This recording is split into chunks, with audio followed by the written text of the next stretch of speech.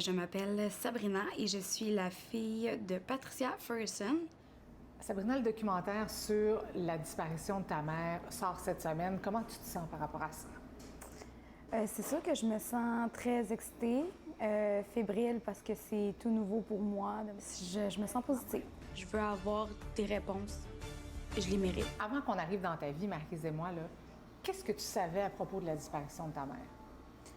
J'avais entendu plusieurs histoires venant de ma famille, des proches comme ça, mais j'avais aucune idée vraiment de ce qui était arrivé à ma mère. Tout ce que je savais, c'est qu'elle était partie un matin prendre un déjeuner avec ma tante, sa sœur, donc aucune nouvelle par la suite.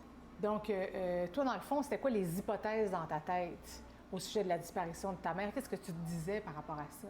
Je me disais qu'elle était juste partie, qu'elle avait honte d'avoir eu un enfant métisse, plein de questionnements qu'un enfant peut se poser en grandissant, des choses comme ça, de ne pas avoir sa mère. Quand on s'est rencontrés la première fois, est-ce que tu pensais qu'on en arriverait au point où l'on en est aujourd'hui? Non, vraiment pas.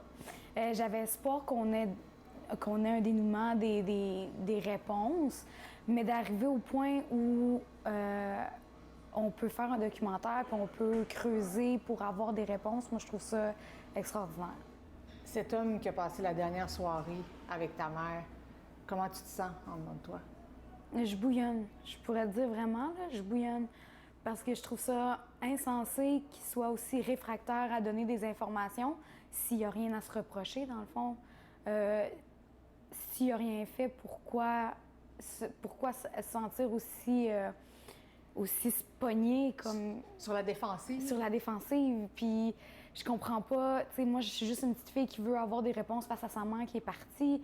Si t'en as, pourquoi pas m'en donner? Tu sais, moi, c'est comme ça que je le vois, là. Est-ce qu'à quelque part, même si on n'a pas la réponse aujourd'hui, c'est quoi ton hypothèse? Personnellement, dans le fond de ton cœur, qu'est-ce qui est arrivé à ta mère, selon toi?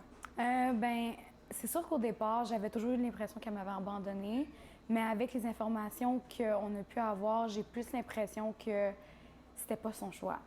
Que si elle avait eu le choix, elle aurait resté avec moi, puis elle m'aurait élevée, comme toutes les mères le font. Donc, tu penses aujourd'hui qu'elle a été victime d'un crime? Oui. Oui. Plus que tous les autres scénarios que j'aurais pu m'imaginer au cours des années, là. Merci. Merci à toi, Marie-Christine.